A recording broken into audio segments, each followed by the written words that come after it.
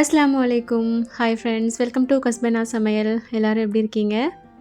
இன்றைக்கி நம்ம சேனலில் ரொம்பவே ரேண்டமான ஒரு டே இன் மை லைஃப் vlog தான் பார்க்க போகிறோம். இதில் யூஸ்ஃபுல்லான நிறைய விஷயங்களோடவே ஒரு சில இன்ஃபர்மேஷனும் இருக்குது. கண்டிப்பாக வீடியோ உங்களுக்கு ரொம்பவே பிடிக்கும். ஸோ ஸ்கிப் பண்ணாமல் பாருங்கள். ஓகே, இப்போ வாங்க வீடியோக்குள்ளே போகலாம்.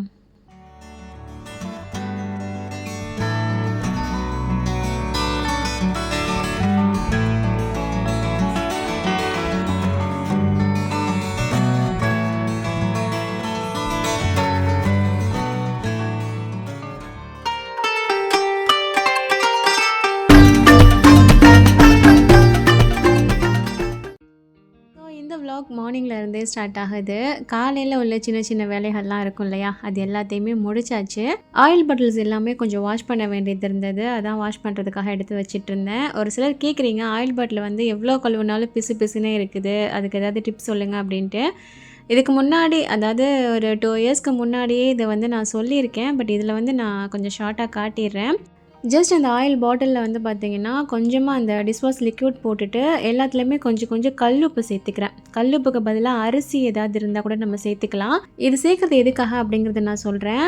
கூடவே வந்து பார்த்திங்கன்னா கொஞ்சமாக தண்ணி வந்து நல்லா சூடு பண்ணிவிட்டு இந்த 3 பாட்டில்லையுமே நான் சேர்த்துக்கிறேன். நம்ம பாட்டிலில் வந்து அரிசி இல்லைன்னா கல்லுப்பு ஏதாவது போடுறது எதுக்காகன்னு பார்த்தீங்கன்னா, நம்ம வெந்நீர் தண்ணி ஊற்றிட்டு இதை நல்லா குலுக்கி வந்து நல்லா அலசுவோம். உள்ளே வந்து நம்ம கல்லுப்பு போடுறனால அது வந்து நல்ல ஒரு ஸ்க்ரப்பு மாதிரி நமக்கு நீட்டாக க்ளீன் பண்ணி தந்துடும். அப்புறம் இன்னொரு விஷயம் வந்து நிறைய பேர் பண்ணுற தப்பு என்னென்னா, ஆயில் பாட்டிலில் வெந்நீர் தண்ணி ஊற்றி கழுவுவாங்க. பட் அதை தண்ணி ஊற்றிட்டு அப்படியே ஊற வச்சுருவாங்க. கொஞ்சம் நேரம் ஊறட்டும் அதுக்கப்புறம் கழுவோம் அப்படின்னு சொல்லிட்டு. அதுதான் நம்ம பண்ணுற பெரிய தப்பு. ஏன்னா அது வெந்நீர் நம்ம ஊற்றின உடனேவே நல்லா நம்ம கழுவிடணும். ஏன்னா அந்த ஹீட் இருக்கும்போது தான் அந்த எண்ணெய் வந்துட்டு அந்த சூடில் வந்து இலகி வந்துடும். ஊற வச்சிட்டோம் அப்படின்னா வெந்நீர் ஆறிடுச்சு அப்படின்னாலே அந்த எண்ணெய் வந்து மறுபடியும் அதிலே தான் அந்த பாட்டிலே தான் ஒட்டிக்கும். ஸோ சூடாக இருக்கும் போதே வந்து பார்த்திங்கன்னா நல்லா இந்த மாதிரி குலுக்கி விட்டுட்டு அந்த தண்ணியை கீழே ஊற்றிட்டு திரும்பவும் நம்ம நல்லா வாஷ் பண்ணி எடுத்துட்டோம் அப்படின்னாலே ரொம்ப சூப்பராக க்ளீன் ஆயிரும். நார்மல் குக்கிங் ஆயில் யூஸ் பண்ணுறவங்க வந்து இந்த உப்பு இல்லை அரிசி எதுவும் போடணும்னு கூட அவசியம் இல்லை. ஜஸ்ட் வெந்நீர் ஊற்றிட்டு அதுக்கப்புறம் இந்த லிக்விட் ஊற்றி கழுவணும் அப்படின்னாலே சூப்பராக போயிடும். பட் செக் எண்ணெய் யூஸ் பண்ணுறவங்களுக்கு தெரியும், அது வந்து இந்த செக்கில் யூஸ் பண்ணுற ஆயில் அப்படின்றனால பாட்டில் கீழே வந்துட்டு ஒரு மண்டி மாதிரி போய் அடையும். ஸோ அதுக்கு வந்து சில ப்ரெஷ்ஷு யூஸ் பண்ணி கழுவாங்க இல்லையா, நான் வந்துட்டு இந்த மாதிரி தான் கொஞ்சமாக கல்லுப்பு சேர்த்துட்டு கழுவிப்பேன். நல்லாவே க்ளீன் ஆயிரும். இதுக்குன்னு ஒரு ப்ரெஷ்ஷெலாம் வாங்கணும் அப்படிங்கிற ஐடியாலாம் எனக்கு இல்லை. அண்ட் நான் வாங்கும்போது இந்த பாட்டில் வந்து பார்த்திங்கன்னா அந்த வாய் வந்து கொஞ்சம் நல்லா அகலமாக இருக்கிற மாதிரி தான் பார்த்து வாங்கியிருந்தேன். இதுக்கு முன்னாடி இந்த பாட்டிலை காட்டியிருக்கேன் வீடியோவில். ஏன்னா இந்த மாதிரி இருக்கும்போது பார்த்திங்கன்னா நிறைய ப்ளஸ் இருக்குது. நம்ம ஈஸியாக கழுவ முடியுது. ப்ரஷ்ஷு தான் யூஸ் பண்ணி கழுவணும்னு கிடையாது, ஈஸியாக கழுவ முடியுது. அது போக சீக்கிரமாக காஞ்சிடுது. மேக்ஸிமம் ஒரு ஹாஃப் டே தான். இல்லைன்னா ஒரு ரொம்ப சின்ன வாயாக இருந்ததுன்னா ஒரு 2-3 நாள் வரைக்கும் அது காயறதுக்கு லேட் ஆகும். எனக்கு வந்து ஒரு ஹாஃப் டேலேயே வந்துட்டு சூப்பராக காஞ்சி வந்துடுது. ஸோ அதுக்காகவே தான் பார்த்திங்கன்னா நல்லா வெயிட் பண்ணி இந்த மாதிரி ஒரு அகலமான வாய் இருக்கக்கூடிய பாட்டில் தான் வேணும்னு சொல்லிட்டு நான் வாங்கியிருந்தேன். நிறைய பேர் லிங்க் கேட்குறீங்க. நான் இந்த பாட்டில் வந்து ஆன்லைனில் வாங்கலை. இங்கே துபாயில் வந்துட்டு நெஸ்டோவில் வந்துட்டு வாங்கியிருந்தேன். ஒரு பாட்டில் வந்து 8 கிராம்ஸ் கிட்ட வந்திருந்தது. நான் ஆன்லைன்லேயுமே சேம் இதே மாதிரி பாட்டில் இருக்குதான்னு செக் பண்ணி பார்க்குறேன். இருந்தது அப்படின்னா நான் உங்களுக்கு லிங்க் தரேன். இல்லைன்னா இந்த வீடியோ பார்த்துட்ருக்கிற யாராவது இந்த மாதிரி யூஸ் பண்ணுறீங்க, இல்லை நீங்கள் ஆன்லைனில் பார்த்துருக்கீங்கன்னா முடிஞ்சதுன்னா எனக்கு லிங்க் கொடுங்க, நான் வந்து கமெண்ட்டில் பின் பண்ணி விடுறேன். ஓகே, அவ்வளோதான். பாட்டில்ஸ் எல்லாத்தையும் கழுவிட்டு வந்து பார்த்திங்கன்னா கொஞ்ச நேரம் இந்த மாதிரி கவுத்தி வச்சுருவேன். அதில் உள்ள தண்ணி எல்லாமே நல்லா வடிஞ்சதுக்கப்புறமா திருப்பி நிமித்தி வச்சு காய வச்சேன் அப்படின்னா கொஞ்சம் சீக்கிரமாகவே காஞ்சி வந்துடும். ஸோ அதை ஒரு பக்கம் காய வச்சுட்டு மீதி இருக்கிற பாட்டிலையுமே எடுத்து லைட்டாக தொடச்சிட்டு இந்த ட்ரே இருக்கும் இல்லையா, அதையுமே வாஷ் பண்ணிடலான்னு சொல்லிட்டு எடுத்துட்டேன். ஏன்னா ரொம்ப நாள் ஆயிடுச்சு, ஒரு 1 மந்த் கிட்ட ஆயிடுச்சு ட்ரேக்கு வந்து ஷீட்லாம் மாற்றி. ஸோ அதையுமே கையோட கழுவி வச்சிடலான்னு சொல்லிட்டு அதை தான் கழுவிட்டு இருந்தேன். மந்த்லி ஒன்ஸ் க்ளீன் பண்ணிடுவீங்களான்னு கேட்டால் அப்படி கிடையாது. எனக்கு வந்து எப்போ வாஷ் பண்ணணும்னு தோணுதோ, இல்லை அது ரொம்ப அழுக்காயிடுச்சு வாஷ் பண்ணணும்னு தோணுச்சுன்னா அதை வந்து டக்குன்னு கழுவிடுவேன். மற்ற பாட்டில்ஸ்லாம் இருக்குது இல்லையா, அதெல்லாம் வந்து எண்ணெய் முடியும் போதே அப்பப்போவே கழுவி காய வச்சுட்டு தான் எண்ணெய் வந்துட்டு மாற்றுவேன். மேக்ஸிமம் தேங்காய் எண்ணெய் பாட்டில் தான் அடிக்கடி காலி ஆகிட்டு இருக்கும். இன்றைக்கி வந்து பார்த்திங்கன்னா கரெக்டாக 3மே காலியானது. அதோட சரின்னு கழுவி வச்சாச்சு. ஸோ அந்த வேலையெல்லாம் முடிச்சுட்டு கொஞ்சம் வெளியில் போக வேண்டியது இருந்தது. மீன் அப்புறம் காய்கறி எல்லாம் பார்க்கலான்னு சொல்லிட்டு நானும் என்னோடய ஃப்ரெண்டும் வந்துட்டு போயிருந்தோம். அப்புறம் ஒரு விஷயம் வந்துட்டு உங்ககிட்ட நான் சொல்லணும். நூர் எஜுகேஷன் சென்டர் பற்றி நான் ஆல்ரெடி வீடியோவில் சொல்லியிருந்தேன். அப்போது நிறைய பேர் வந்து அதில் ஜாயின் பண்ணி ரொம்பவே யூஸ்ஃபுல்லாக இருக்குன்ற மாதிரி எனக்கு கமெண்ட் பண்ணியிருந்தீங்க. பர்சனலாக எனக்கு இன்ஸ்டாலேயுமே வந்துட்டு ரொம்ப நல்லாயிருக்கு, கிளாஸ்லாம் நல்லா நடத்துகிறாங்க அப்படின்ற மாதிரி சொன்னீங்க. ஆனாலும் கரெக்டாக ஒரு 2 பேர் வந்து பார்த்திங்கன்னா எனக்கு வந்து கிளாஸ் வந்து செட் ஆகலை, எனக்கு வந்து சரியாக புரியலை அப்படின்ற மாதிரி சொன்னீங்க. நீங்கள் என்னோட வீடியோ பார்த்துட்டு தான் நீங்கள் போய் ஜாயின் பண்ணியிருந்திருப்பீங்க. ஸோ உங்களுக்கான ரெஸ்பான்சிபிலிட்டி வந்து நான் தான் இல்லையா? ஸோ நான் அந்த மெசேஜ் பார்த்த உடனே நான் உங்களை வந்து காண்டாக்ட் பண்ணேன். பட் அவங்க எனக்கு என்ன சொன்னாங்க அப்படின்னா, சிஸ்டர் நீங்கள் ஒரு 2 பேர் சொல்கிறத வச்சு சொல்கிறீங்க, பட் எனக்கு நிறைய பேர் உங்கள் சேனல் பார்த்துட்டு ஜாயின் பண்ணியிருக்காங்க, அவங்களோட கமெண்ட்ஸ் எல்லாமே பாருங்கன்னு சொல்லிட்டு இந்த மெசேஜில் வந்துட்டு ரிப்ளை பண்ணியிருப்பாங்க இல்லையா, அந்த ஸ்க்ரீன்ஷாட் எல்லாமே அனுப்பியிருந்தாங்க. ரொம்ப பாசிட்டிவான கமெண்ட்ஸ் தான் இருந்தது. இருந்தாலும் ஒருத்தர் 2 பேருக்கு கூட அந்த மாதிரி இருக்கக்கூடாது அப்படின்னு சொல்லிட்டு அவங்களே என்ன பண்ணாங்கன்னா, எனக்கு இன்ஸ்டாவில் யார் மெசேஜ் பண்ணாங்களோ அவங்களே காண்டாக்ட் பண்ணி உங்களுக்கு என்ன புரியலை என்னங்கிறத கேட்டு கிளியர் பண்ணி அவங்களே திருப்பி ரிப்ளை பண்ணுற அளவுக்கு, அதாவது இப்போ உங்கள் கிளாஸ் ரொம்ப சூப்பராக இருக்குது, எனக்கு நல்லா புரியுதுன்னு அவங்களே சொல்கிற அளவுக்கு ரொம்ப சூப்பராக கொண்டுட்டு போயிட்டு இருக்காங்க. நூர் எஜுகேஷன் சென்டர் நடக்கிறது வந்து பார்த்திங்கன்னா ஸ்ரீலங்காவில். ஸோ அவங்களோட ஸ்லாங்க்கும் நம்மளோட ஸ்லாங்க்கும் கொஞ்சம் டிஃப்ரெண்ட் இருக்கும் இல்லையா, நம்ம அண்டர்ஸ்டாண்ட் ஆகிறதுக்கு கொஞ்சம் கஷ்டப்படுற மாதிரி இருக்கும். மேபி அதனால கூட சொல்லியிருந்திருக்கலாம்னு நினைக்கிறேன். அண்ட் பேக்கிங் கிளாஸில் வந்து பார்த்திங்கன்னா அவங்க யூஸ் பண்ணுற இன்க்ரீடியன்ட்ஸ் இருக்கும் இல்லையா, ஸோ அங்கே உள்ள பிராண்டுக்கும் இந்தியாவில் உள்ள பிராண்டுக்கும் கூட கொஞ்சம் டிஃப்ரெண்ட் இருக்கும். அதையுமே அவங்க வந்து கிளியராக இப்போ சொல்லி கொடுக்குறாங்க. அண்ட் ரெண்டாவது ஒருத்தவங்க வந்து எனக்கு கமெண்ட் பண்ணவங்க வந்து பார்த்திங்கன்னா, யூடியூப்லேயே கேக்லாம் எப்படி பண்ணுறதுன்னு ரொம்ப கிளியராக சொல்லி கொடுக்குறாங்க, இந்த கிளாஸ்லாம் வேஸ்ட்டு அப்படின்ற மாதிரி எனக்கு கமெண்ட் பண்ணியிருந்தாங்க. அது உண்மைதான். நிறைய சேனல்ஸில் வந்துட்டு கேக் எப்படி பண்ணுறது அதுக்குன்னு ஒரு தனியாகவே ஒரு சேனல்ஸ் எல்லாமே இருக்க தான் செய்யுது. பட் எதுக்காக ஒரு கிளாஸ்ன்னு ஜாயின் பண்ணி நம்ம படிக்கிறோம் அப்படின்னு பார்த்திங்கன்னா, நமக்கு நிறைய டவுட்ஸ் இருக்கும். அதை வந்து ஒரு யூடியூப் சேனலில் வந்து கமெண்ட் பண்ணி அவங்க திருப்பி ரிப்ளை பண்ணுற வரைக்கும் நம்மளால் வெயிட் பண்ண முடியாது. ஏன்னா ஒரு யூடியூபராக நான் சொல்கிறேன், நானே வந்துட்டு எல்லா கமெண்ட்ஸ்க்கும் உடனே என்னால் ரிப்ளை பண்ண முடியாது. ஸோ ஒரு கிளாஸாக நம்ம ஜாயின் பண்ணிட்டோம் அப்படின்னா நம்ம என்ன டவுட் கேட்டாலும் நமக்கு உடனே கிளியர் பண்ணுவாங்க. அது போக ஒரு கிளாஸ்ன்னு நம்ம ஜாயின் பண்ணோம் அப்படின்னா தான் நமக்கும் ஒரு பொறுப்பு வரும். நம்ம கிளாஸில் இருக்கோம், நம்ம இதை கரெக்டாக பண்ணணும், கரெக்டாக படிக்கணும் அப்படின்ற மாதிரி. ஸோ என்ன கேட்டிங்கன்னா, நீங்கள் ஒரு விஷயத்தை வந்து முழுசாக கற்றுக்கிட்ட விஷயம் மூலமாக நீங்கள் வந்து ஒரு பெரிய பிஸ்னஸ் ஆக்கி அதில் ஏர்ன் பண்ணணும்னு ஆசைப்பட்றீங்கன்னா ஒரு கிளாஸில் ஜாயின் பண்ணிங்கன்னா மட்டும்தான் முடியும். ஸோ இதில் வந்து ஒரு சிலருக்கு டவுட் கிளியராக இருக்கும்னு நினைக்கிறேன். இப்போவுமே நூர் எஜுகேஷன் சென்டரில் பேக்கிங் கிளாஸ் வந்து ஸ்டார்ட் பண்ணியிருக்காங்க. அவங்களோட டீட்டெயில்ஸ் எல்லாமே நான் கமெண்ட் பாக்ஸில் பின் பண்ணியிருக்கேன். இது மூலியமாக நம்ம படித்து பிஸ்னஸ் பண்ணணும், நம்ம ஏர்ன் பண்ணணும்னு நினைக்கிறவங்க அண்ட் விருப்பம் இருக்கிறவங்க மட்டும் நீங்கள் ஜாயின் பண்ணுங்கள். அண்ட் ஸ்ரீலங்காவில் இருக்கக்கூடியவங்களுக்கு வந்து இது ரொம்ப ஹெல்ப்ஃபுல்லாக இருக்கும். நீங்களுமே வந்துட்டு தாராளமாக இதில் ஜாயின் பண்ணிக்கலாம். அண்ட் இந்தியாவில் இருக்கக்கூடியவங்களுக்குமே புதுசாக ஒரு விஷயம் கற்றுக்கணும், இங்கே பண்ணுற கேக்குக்கும் அங்கே பண்ணுற கேக்குக்கும் கொஞ்சம் டிஃப்ரெண்ட் இருக்கும் இல்லையா, ஸோ அதுவுமே நம்ம கற்றுக்கணும்னு ஆசைப்படுறவங்க வந்து தாராளமாக ஜாயின் பண்ணிக்கலாம். ஸோ உங்களுக்கு விருப்பம் இருந்ததுன்னா மட்டும் நீங்கள் டிஸ்கிரிப்ஷன் கமெண்ட் பாக்ஸ் வந்து செக் பண்ணிக்கோங்க. ஓகே, கடைக்கு போயிட்டு வந்து பார்த்திங்கன்னா கொஞ்சம் திங்ஸ்லாம் எடுத்து வைக்க வேண்டியது இருந்தது. அதெல்லாம் எடுத்து வச்சுட்டு அதுக்கப்புறம் சில மசாலா பாக்ஸு புளி பாக்ஸ்லலாம் வந்துட்டு காலியாக இருந்தது. சரி இதெல்லாம் போட்டு வச்சிடலான்னு சொல்லிட்டு அதான் போட்டுட்ருந்தேன். புளி வந்து பார்த்திங்கன்னா இது நான் ஊர்லேருந்து வரும்போதே கொண்டுட்டு வந்தது. புளியும் மசாலா தூளும் வந்து பார்த்திங்கன்னா ஊர்லேருந்து நான் பல்காகவே கொண்டுட்டு வந்துட்டேன். ஏன்னா நம்ம இதுதான் அதிகமாக யூஸ் பண்ணுவோம் இல்லையா, ஸோ அதனால் அதை பாக்ஸில் போட்டு வச்சாச்சு. கையோட இந்த டிஷ்யூ ரோல் வந்துட்டு பார்த்திங்கன்னா காலியாயிருச்சு கிச்சனில் உள்ளது. ஸோ 2 நாள் ஆயிடுச்சு, மாற்றணும்னு இந்தான்னு ஓட்டியாச்சு. சரி இன்றைக்காவது மாற்றிடலாம் அப்படின்னு சொல்லிட்டு அதையுமே எடுத்துகிட்டு இருந்தேன். இதுவுமே தெரியும்னு நினைக்கிறேன் உங்களுக்கு, ரெகுலராக வீடியோ பார்க்குறவங்களுக்கு. இது நானாக பண்ணது தான். வீட்டில் வந்துட்டு சின்னதாக அந்த ஒரு ஸ்டீல் பைப் ஒன்று கடந்தது, அதில் வந்து ஒரு கயிறு மட்டும் போட்டுட்டு இந்த மாதிரி கட்டி விட்டுட்டு மேலே தொங்க போட்டுருவேன். எனக்கு வந்து ரொம்பவே வசதியாக இருக்குது. இதுக்குன்னு ஒரு ஹோல்டர் வாங்கிக்கிட்டு அதை வந்து கவுண்டர் டாப்பில் வச்சு கவுண்டர் டாப்பில் இடத்த அடைச்சிட்ருக்கிறதுக்கு இது வந்து பார்த்திங்கன்னா எனக்கு நல்லாவே வசதியாக இருக்குது. துபாய் வந்துட்டு கிட்டத்தட்ட ஒரு 6-6.5 மாதமாகவே வந்து பார்த்திங்கன்னா இந்த மாதிரி தான் யூஸ் பண்ணிகிட்ருக்கேன். எனக்கு வந்து நல்லாவே வசதி ஆயிடுச்சு இது.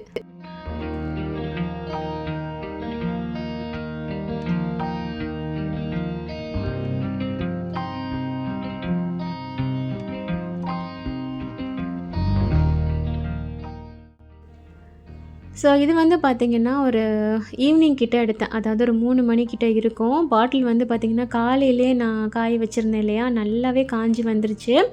ஆயில் வந்து ஃபில் பண்ணி வச்சிடலாம் அப்படின்னு சொல்லிட்டு எடுத்துகிட்ருக்கேன். இந்த ஆயில் வந்து பார்த்திங்கன்னா ஊர்லேருந்து எனக்கு இடையில வந்திருந்தது. கடலெண்ணெயும் நல்லெண்ணெயும் தேங்காய் எண்ணெய் மட்டும் வந்து பார்த்திங்கன்னா நான் இங்கே தான் வாங்கிட்டுருக்கேன். இது வரைக்கும் கடலெண்ணெயும் நல்லெண்ணெயும் நான் துபாயிலேருந்து தனியாக வாங்கலை. எப்படியாவது ஊர்லேருந்து வந்துடுது எனக்கு. ஏன்னா தேங்காய் எண்ணெய் யூஸ் பண்ணுற அளவுக்கு கடலெண்ணெயும் நல்லெண்ணெயும் அதிகமாக யூஸ் பண்ண மாட்டேன். பட் எல்லா ஆயிலுமே கலந்து தான் யூஸ் பண்ணுறது. பட் தேங்காய் எண்ணெய் வந்து கொஞ்சம் ஜாஸ்தி யூஸ் பண்ணுவேன். இங்கே நான் என்ன தேங்காய் எண்ணெய் யூஸ் பண்ணுறேன்னு பார்த்தீங்கன்னா, இப்போ ரீசெண்டாக மிஸ்டர் செஃப் அப்படிங்கிற கோகனட் ஆயில் தான் யூஸ் பண்ணிகிட்ருக்கேன். இது வந்து பார்த்திங்கன்னா கேரளாவிலேருந்து வர்றது. முன்னாடிலாம் வந்துட்டு பேராசூட்லாம் கூட யூஸ் பண்ணியிருக்கேன். அதுக்கப்புறம் நிறைய பேர் வந்து சொன்னீங்க அதெல்லாம் யூஸ் பண்ணக்கூடாது சிஸ்டர் அப்படின்னு சொல்லிட்டு. ஸோ அதுக்கப்புறம் வந்துட்டு நான் நிறைய சர்ச் பண்ணதில் இதுதான் ஓகே நல்ல பெஸ்ட்டாக இருந்தது. என்னென்னு பார்த்தீங்கன்னா தேங்காய் எண்ணெய் பொறுத்த வரைக்கும் லைட்டான கூலிங்கில் இருந்தால் கூட அது அப்படியே உறைஞ்சிடணும். அதுதான் ஒரிஜினல் தேங்காய் எண்ணெய்.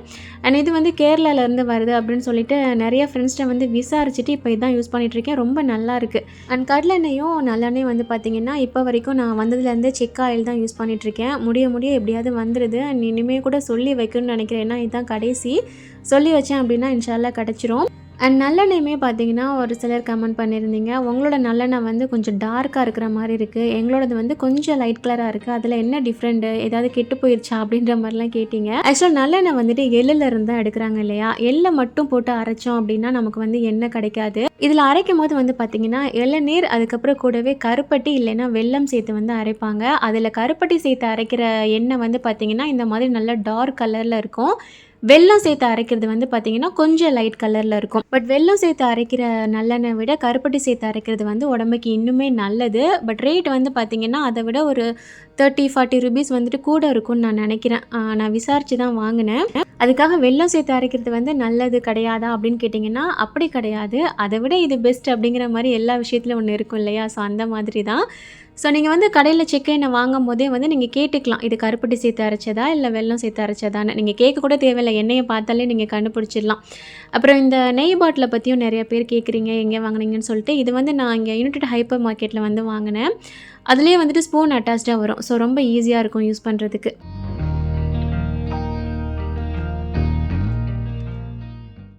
ஸோ ஒரு வழியாக ஆயிலெலாம் ஃபில் பண்ணி வச்சதுக்கப்புறம் பார்த்திங்கன்னா ஏதாவது ஸ்நாக்ஸ் செஞ்சு வைக்கலாம் அப்படின்னு சொல்லிட்டு தான் எடுத்துகிட்ருக்கேன். ஏன்னா ஈவினிங் ஸ்நாக்ஸ்க்கு வந்து எதுவுமே இல்லை வீட்டில், முடிஞ்சிருச்சு. அதாவது வீட்டில் செய்யக்கூடிய ஸ்நாக்ஸ் இருக்கும் இல்லையா, அது வந்து எதுவுமே இல்லை. சரி பட்டர் முறுக்கு செய்யலாம் அப்படின்னு சொல்லிட்டு தான் நான் எடுத்துகிட்ருக்கேன். அதோட உங்களுக்குமே ரெசிபி காட்டிடலாமே அப்படின்ட்டு.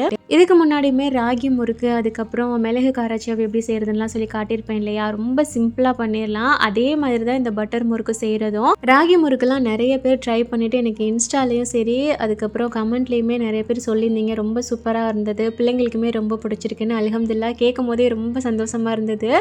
ஸோ இந்த பட்டர் முறுக்குக்கு என்னென்ன தேவைங்கிறத முதல்ல எடுத்து வச்சுட்டு அதுக்கப்புறம் உங்களுக்கு நான் அளவுலாம் கரெக்டாக நான் சொல்லித்தரேன்.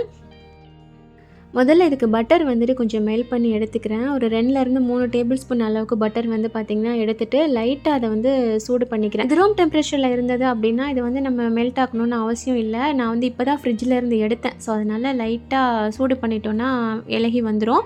அடுப்பை வந்து ரொம்ப சூடு பண்ணி அதோட கலர் சேஞ்ச் ஆகிற மாதிரி வச்சிடாதீங்க. அது மெல்ட் ஆகி வந்தது அப்படின்னாலே போதும். ஸோ அவ்வளோதான், இந்த அளவுக்கு மெல்ட் ஆனால் போதும். இதுக்கு வந்து பார்த்திங்கன்னா மெயினாக அரிசி மாவு நமக்கு தேவைப்படும். நான் வந்து வீட்டில் இடியப்பம் மாவு இருந்தது, அதுதான் யூஸ் பண்ண போகிறேன். நீங்கள் வீட்டில் வறுத்தது இல்லைன்னா கடையில் இடியப்பம் மாவு வரும் இல்லையா, அது கூட நீங்கள் தாராளமாக யூஸ் பண்ணிக்கலாம். ஏதாவது ஒரு கப்பு வந்துட்டு எடுத்துக்கோங்க அளக்கிறதுக்காக. மெஷரிங் கப்பாக இருந்தாலும் ஓகே தான். நான் வந்துட்டு இந்த கப் வந்து எடுத்திருக்கேன். மெஷரிங் கப்பில் இது ஒரு 1.25 கப் அளவுக்கு பிடிக்கும். இதை வந்துட்டு பார்த்திங்கன்னா ஒரு பெரிய பவுலில் சேர்த்துக்கிறேன். அதுக்கப்புறமா பொரிகடலை பவுடர் வந்துட்டு ஒரு 3-4 டேபிள் ஸ்பூன் அளவுக்கு நான் சேர்த்துக்கிறேன். கொஞ்சம் கூட குறைய போயிடுச்சு அப்படின்னாலும் ஒன்றும் பிரச்சனை இல்லை, முறுக்கு சூப்பராகவே வந்துடும். ஓகே, அண்ட் இது கூடவே வந்து பார்த்திங்கன்னா ஒரு 2 டேபிள் ஸ்பூன் அளவுக்கு கடலை மாவு சேர்க்குறேன். ஃபஸ்ட்டு சேர்த்தது பொரிகடலை மாவு, ரெண்டாவது வந்து சேர்க்குறது கடலை மாவு. ரெண்டும் ஒரே கலரில் இருக்கிறதுனால கன்ஃபியூஸ் ஆகிடாதீங்க. ஓகே, அண்ட் இது கூட ஒரு 1/2 டீஸ்பூன் அளவுக்கு ஜீரகம் சேர்த்துக்கிறேன்.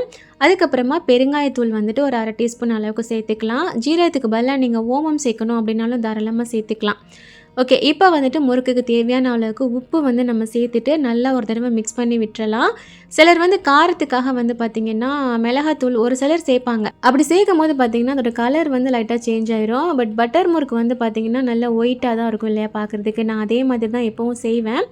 ஓகே, இப்போ மாவெல்லாம் மிக்ஸ் பண்ணி விட்டதுக்கப்புறமா நம்ம பட்டர் வந்து மெல்ட் பண்ணி வச்சுருந்தோம் இல்லையா, அதை வந்துட்டு இதில் அப்படியே சேர்த்துற வேண்டியதான்.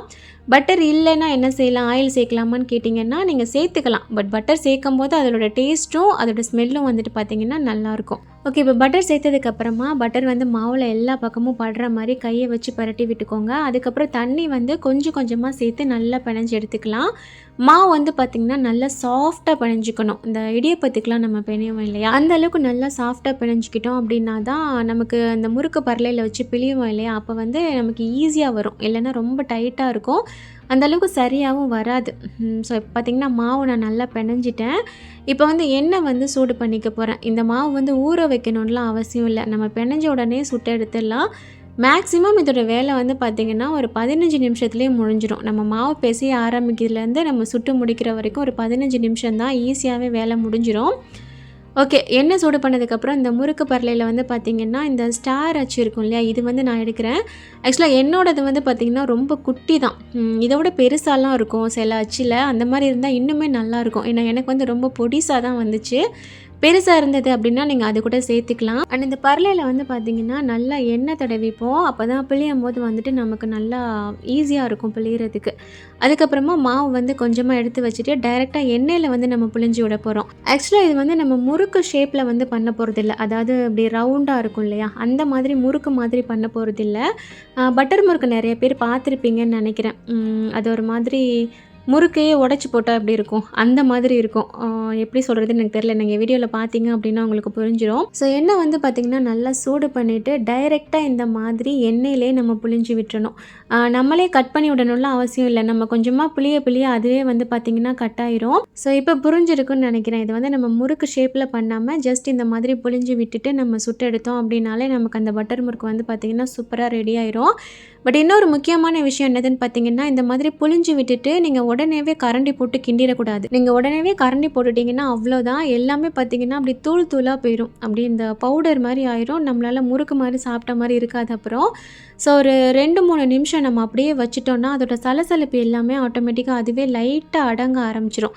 அதுக்கப்புறமா நீங்கள் கரண்டி போட்டு கிண்டினீங்கனாலும் வந்துட்டு உடையாது. ஸோ இப்போ உங்களுக்கு பார்க்குறதுக்கு தெரியும்னு நினைக்கிறேன்.